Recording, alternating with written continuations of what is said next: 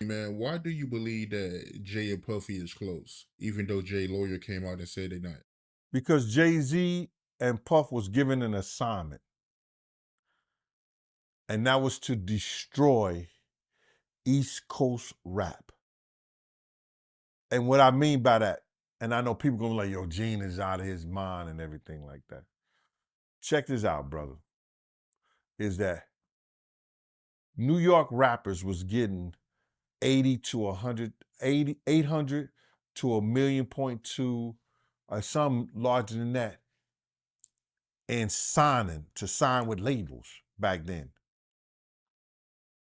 And they was getting a lot of money to make albums and records. When they had guys down south that these labels was paying $250,000, $300,000 on record deals, and these guys was bringing back platinum albums and everything like that. So what they had to do was they had to keep New York rappers down. That's one reason, other than the Irv Gotti shit that 50 was going through and the poison they was putting in about 50, he had to go elsewhere to California or with Jay and not with Dre and Eminem to get a deal. They did not want East Coast rappers to get big. They were suppressing all new artists that was coming out of New York. Jay and Diddy was doing that. That's why when I heard your story, because I knew this for a long time, but when I heard Dame Dash that Jay wouldn't sign off on nothing, Jay wouldn't do this and Jay would that, because he couldn't let a Cameron blow up. He couldn't let an East Coast rapper like Beanie Siegel blow up. Because him and Diddy was giving that deal, we got to keep these East Coast rappers down. Jay-Z, you mirror Diddy in so many ways. Your overbearing and patronizing demeanor has always rubbed me the wrong way. Nicki shared a clip of you in a pink wig, and I simply reposted it. That was the extent of it. You had it coming. The entire world is aware of the bad blood between us. It has simmered for more than 2 decades. I have witnessed firsthand every instance of your scheming within the music business, from battles over dominance to attempts at dictating culture. Back in 2015, when Tidal first rolled out, Nicki played a key role in turning it from an unknown entity into a thriving service, only for you to swiftly withhold her rightful $7.9 million in earnings. Lil Wayne had earned his spot at the Super Bowl, yet you blocked him purely out of old resentments. In what way does that differ from Diddy trapping his artists in exploitative deals? Simply because Nicki refused to fall in line, he turns to these tactics of marginalization. You come across as utterly reprehensible. What stands out even more is that, shortly after I featured a picture of you alongside your father in the documentary Sean Combs, A Reckoning, your attorney rushed to send me a cease and desist claiming I had crossed a line, especially ironic since you once penned lyrics defending Diddy. Why did that not occur to you back then? You label the project as vicious defamation, yet you refrain from filing a libel suit against me. The reason is simple. Every piece of proof I presented is accurate. I still have additional witnesses to profile in the film, and I have not yet disclosed the full set of Tidal revenue sharing records. If you are wise, you will return every dollar owed to Nicki, plus interest. Do not force my hand to produce Jay-Z, A Reckoning. Look, when Jay signed his contract, the big one was with Beyonce. Mm-hmm. When he signed that contract, the marriage contract, he got trophies. Now those fucking trophies, trophies came rolling in, buddy. He started getting Grammys left and right, man. I mean, look, if you look at his career, this guy. Wow. You're gonna let him say that? Jay was getting Grammys. He had one. Exactly. He had one. And he ain't show up. No, he has like 20 now. Hold on. He had like 18 since he been down. Look, he had one, bro. Hard Knock Life. Hold on. You're not wrong. At the same time. He got them shits. He's like drinking. His pictures with him like fucking things the cup. Wait a minute. So you're saying the success is derived from the marriage? I've absolutely been treated differently. The accolades. Because from he's the no marriage. longer viewed as what, like a street or gangster rapper. Now he's viewed as a businessman, entrepreneur, family man. And the biggest ones because of the position Beyonce's. Oh, wow. Right? You were connected to the biggest. Jay got it for the music. Jay got it for the music. No, Nah, I'm saying shit you didn't see. It was like he this. deserved those. It was like this, like Black excellence. They're sitting there like, yeah. It's the billionaire brunch. You're like, I hate you, man. unaware of anything going on here. This is the one time I'm gonna be with you niggas this year. Yeah. Come on, bro. That's crazy. That's crazy. He just looking at his watch during the whole Rock Nation prayer. Like, is it 3:30? Yeah, it's almost time to get out. What the fuck is that? Yo, I feel like I'm normal again. Get me out of here. Oh wow! So that's the deal he signed, huh? Yeah, that's the deal. Like, the other ones didn't count as much as that one did. Oh, yeah, before I forget this. For a long time, the rivalry between 50 Cent and Jay-Z remained unspoken, circulating only as rumors. Yet this documentary transforms those hushed suspicions into documented reality. We talked about Jay. Proximity to Diddy. You don't think he knew anything? He's seemingly around Diddy a I lot. don't know. That was a real suburb question. Yeah, I know, right? Proximity. And the proximity. Proximity. That's the SAT hit parade word. I learned that. Do you think he fucking knew all of the shit that was going on? Then I was like I don't want to incriminate myself. I know, but the way he said it, Like I said, no matter how you answer that shit, you snitching. That was a narc kind of question. You asked the question like a fan. hey, I grew up with white people. If there's one thing I know, it's how to get a black guy in trouble. But here's a great question. Yo, just give him the Happy Meal before you ask him to snitch, bro. He said, damn, they wasn't even drinking. Speaking of, how the hell you pronounce Lechem? Leshimindua. Okay. It's the King's Path. King's Path. Because I know Branson. Yeah. That's the one I pronounce. Branson. That's the Branson lifestyle. You're going to be outside. Biff, you're not worried that if you throw little and you don't throw out allegations, but like you kind of poke fun at them. You just ask questions. You're not worried that it comes back your way? Like people dig up your past and try to pull stuff up? I don't got that shit in my past. I'm not. Everybody got a little bit. Look, Like, not that it's real enough. But I took a pill.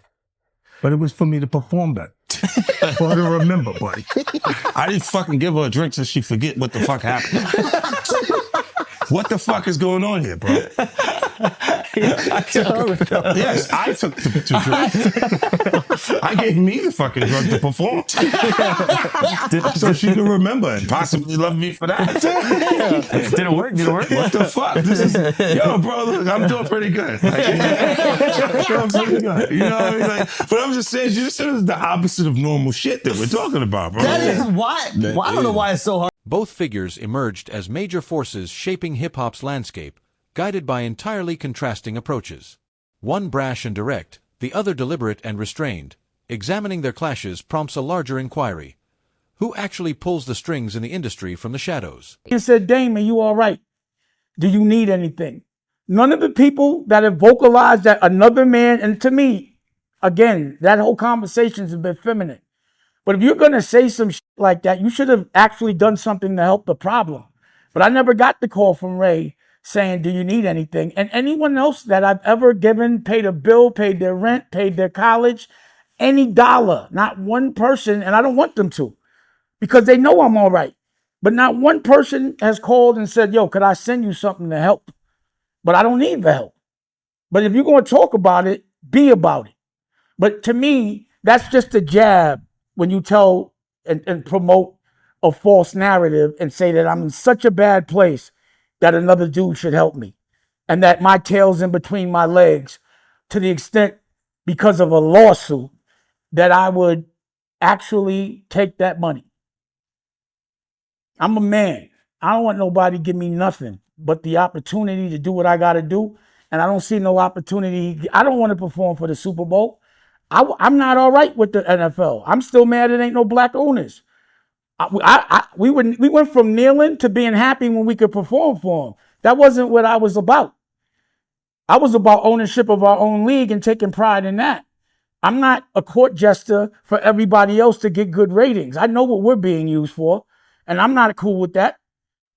So it's a big deal is to jump on a stage for a bunch of white owners? No, that's embarrassing to me. It's a spectacle. They're laughing at us.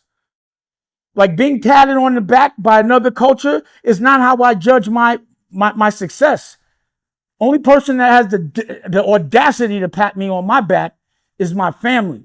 And they better, I'd be like, you better chill out. I don't want no pats on the back. I don't play that. I'm not in the patty pat club. And if genuine authority thrives in quiet operation, how many events in hip-hop's past have we mistaken for mere chance? During the height of physical record sales, timing was never random. It was calculated.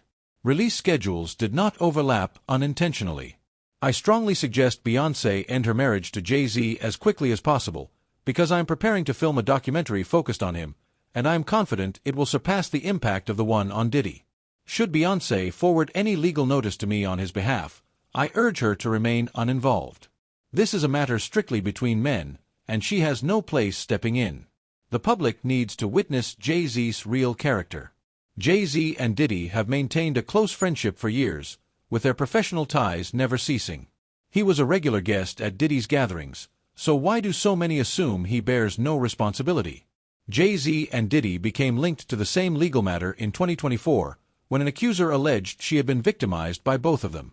I recall Jay-Z dismissing those claims as baseless gossip while standing up for Diddy. Yet, in a twist of fate, Diddy faced arrest in 2025, with substantial proof of wrongdoing that could fill volumes.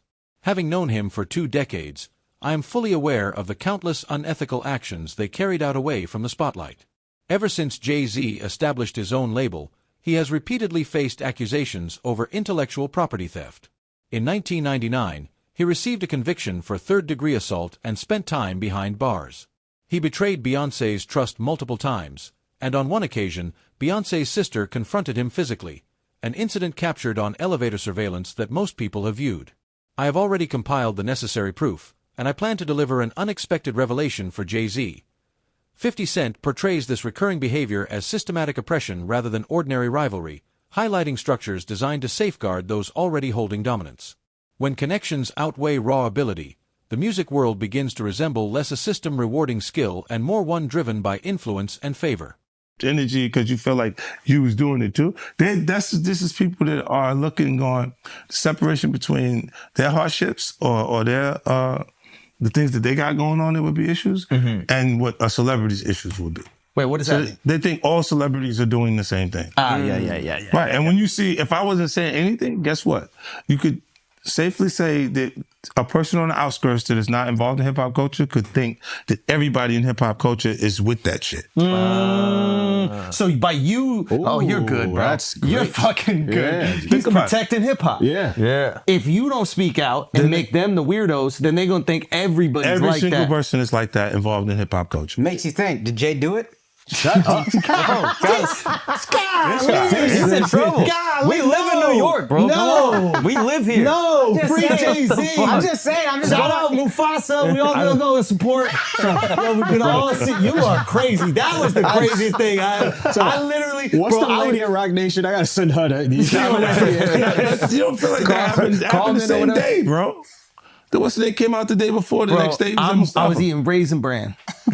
Okay, I'm eating Raisin Bran. I got my daughter in my arm. I'm scrolling, right? I see somebody screenshot your shit is Jay and the whole family at the Mufasa Fair, and then the comment is 50 Cent.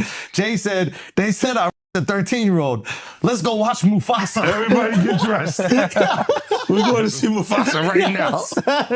I just think it was a good look, like angling yourself as a family man. Yes. But they had to go to the premiere, that bro. was planned already. I'm They had to go to the bro. premiere. And I realized that later, but I'm just saying to you, I haven't seen him in a long time. That's all I was saying. When I hadn't seen him in a long time, and then I heard this shit, and then I looked and I saw Mufasa, I said, whoa. That's all that fucking happened, bro. You think this is at my phone? This is my phone. This is happening at real time. I'm going, yo. He said, yo. You just gotta say everyone gets these jokes, bro. That's what you gotta say. Yeah, no, Rappers, listen, look, comedians are the new why do rappers, people- bro. That's why the do thing. people come to my page, bro? That's true. I They know want I'm to say, there. you know this. At what point does drive cross into deliberate hindrance? Domestic charts painted one picture, while international figures told a different tale. From 50 Cent's perspective, accomplishment is gauged not only by audience size, but by whoever holds the reins over visibility. That is true. Well, you don't think you're gonna have me next? Yeah, that's what they said to me, buddy. Well, you're next, buddy. You're fucking, you're laughing at this. Then you're not worried at all. Why? Because you don't got nothing. I don't have it. All right. There's no girls gonna come out. Why you sound Then- skeptical? Because I think there are some women Damn, that are Al. like, no, Yeah, I what's up think with there's this some guy? women that are like, This guy's supposed to be from Queens, bro. He's Let me nah, he's let me reflecting. cook Let me his cook. whole fucked up experience. you take him off the corner one time. No, what I'm saying is I know a couple of exes that fucking throw me under the bus. You should let him have the corner. That's what I'm None of saying. this would have happened if you let him have the corner. Would have been fine. You know there's some like opportunists. He they'll keeps just going. they'll just throw out the Girls fucking. will But that's what I'm saying. So Yeah. you had to have something. Look, if you already interacted with the person, right, and you hadn't had a bad experience, it would take more for them to say some of the shit that you see these people say. Right? Like you go, what made you do? Well, what made you? Even when we part ways, and because a lot of times when we interact with people, they're not just having fun for tonight. They think we're bleeding into this hardcore relationship that may not materialize. Right. So I see what you're saying, where they can look and go, well, look, you met the girl in 2003. You hung out with her. You had a good time after the show with 30 girls there. You just went and y'all hung out, right? And y'all just part ways. Right? So there's no negative things between it. But she can look up at the TV now, and you've been a success since then. Feel like that's my life. I was supposed to be there. And be upset with you and say something. But will it have any merit to it? If I gotta keep that it real, woman hasn't been you ain't always have the most amicable breakups. Do you remember where I think it's your baby moms, where it's like she was kind of speaking out, and then all of a sudden the house just got burnt down. His viewpoint redefines success beyond obvious statistics, revealing how promotional muscle can craft public opinion. Once exposure is secured through payment, authority ceases to grow naturally. If you really believe this happened, then press criminal charges. He said, pull up. But I don't think that was. Tell me. Okay, look. Because of the statute of limitation, there is there is no criminal. So it's a so making a statement pump is fake. to make people feel like. But apparently, if she's under 18, didn't you say it still could be criminal? He knows because he's fed. He used to be a cop. So you turned him into a cop. He used to sell drugs and then he became a police officer. Did you know that? You say, How to rob. Glorified security. But you know what he would do? When they would arrest G-Unit guys, he would be like, yes. And he was in the court guilty. every time. I was actually the cool one. I'll give you the extra fucking cheese sandwiches and shit like that. I'll be looking out. Take care of the family. Hey, I don't know, man. I think what's the name? I get confused too. When you look at this shit, it's a lot. It's a lot of confusing information, right? But I think when you do point out that, why didn't you file criminal cases? Because you can't. You can't. It's over 20 years old. This was 2000, bro. No, but I think if it's a minor, when they're saying this is happening, I'm not even 50 Cent yet. Yeah. Oh, wow. You see what I'm saying? Like this is that dates that far back. Yeah. So it's like I'm not. It didn't even take place at that point. So I'm like, Yo, I want to get back to, can I ask you a question? How did you convince Louisiana to change the laws?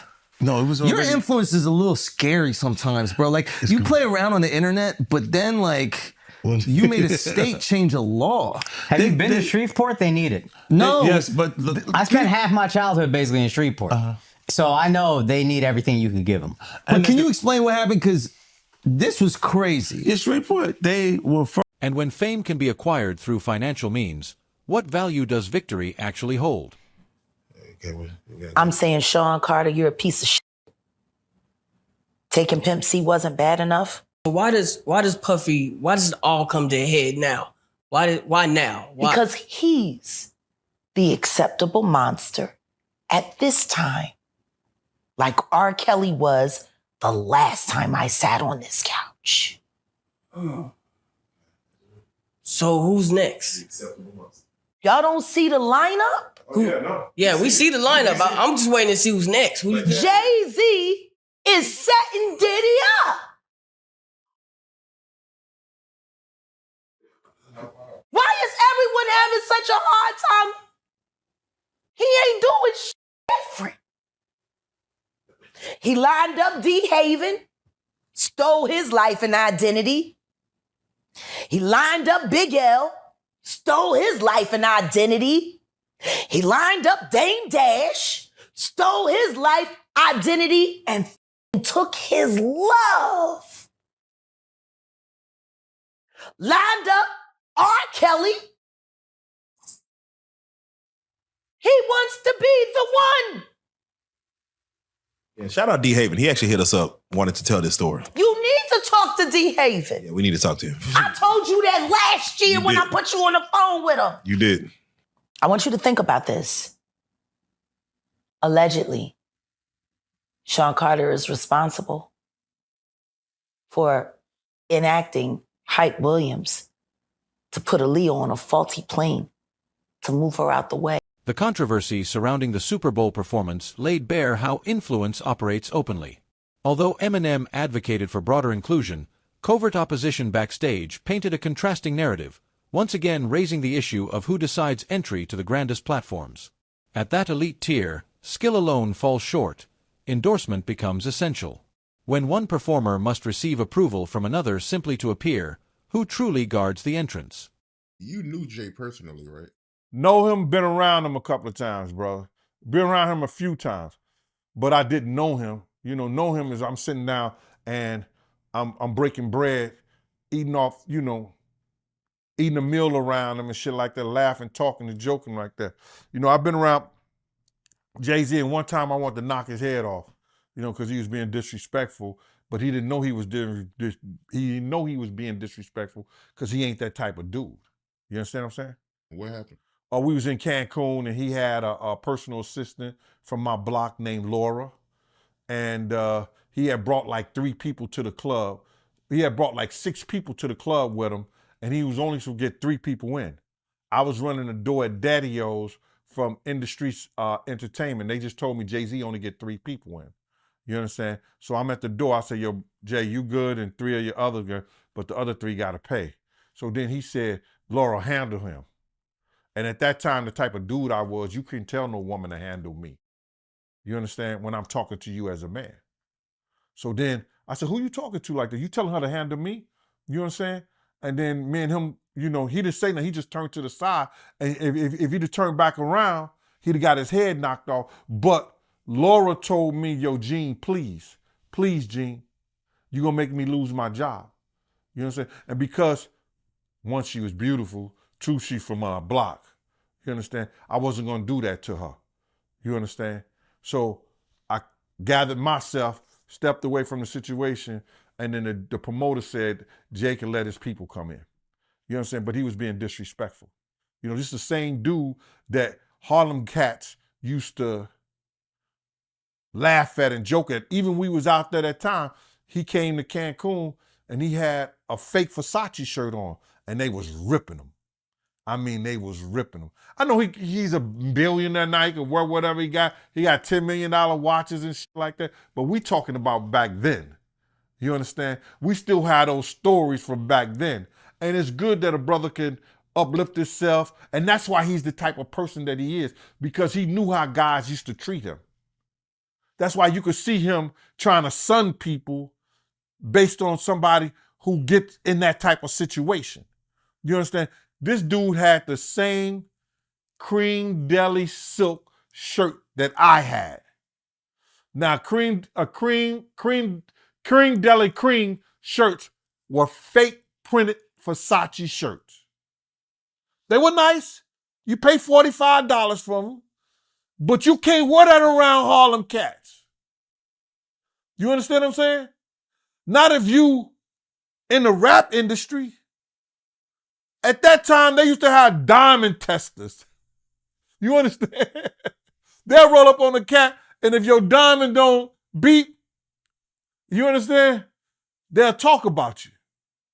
Snatch your chain off or whatever like that. So he had the fake cream de la cream shirt on, and they was roasting him. I think I seen him in a black t-shirt from that point on in Cancun the whole time he was there. Yo, let me just tell you something. When dudes from Harlem got something on you, bro, and they joking you, they at it.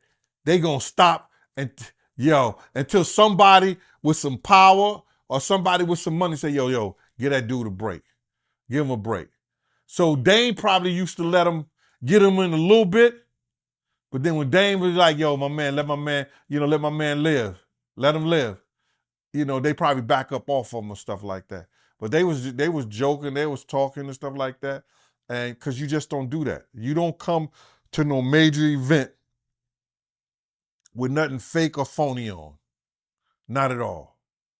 Unless the only way you could get away with something fake or phony on, if it was Dapper Dan. If it was a Dapper Dan special, you good. If it wasn't Dapper Dan, nah. You couldn't do that, bro. Not at all. Should have known better. But he was from Brooklyn.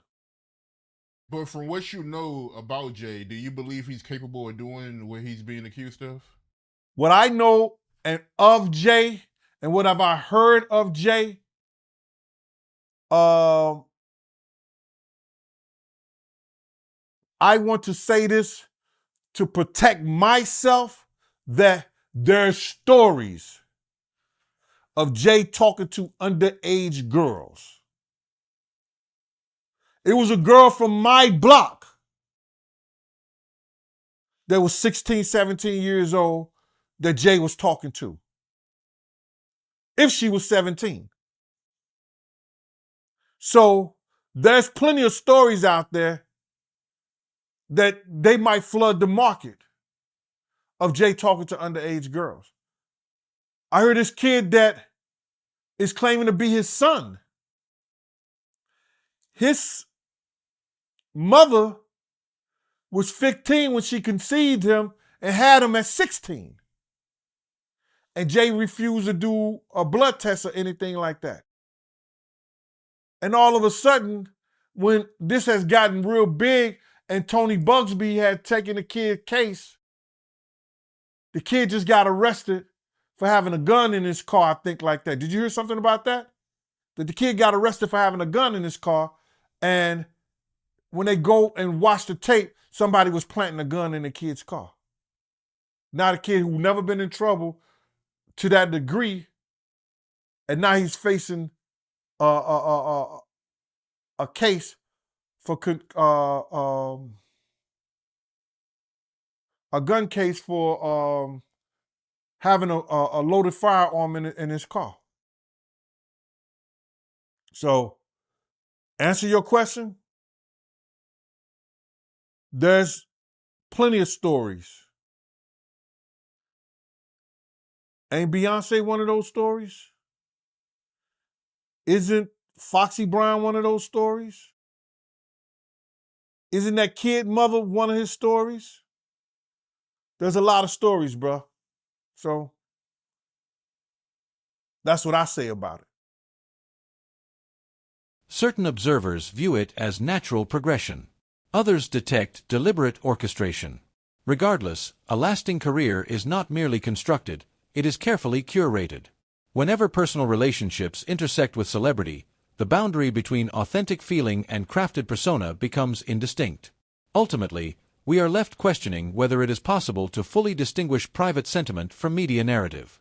As past controversies re-emerge alongside new legal actions, attention moves from stardom to responsibility. This film avoids delivering verdicts. Instead, it poses challenging queries about the mechanisms that often protect entrenched authority. Celebrity illuminates excellence, yet it also amplifies hidden flaws.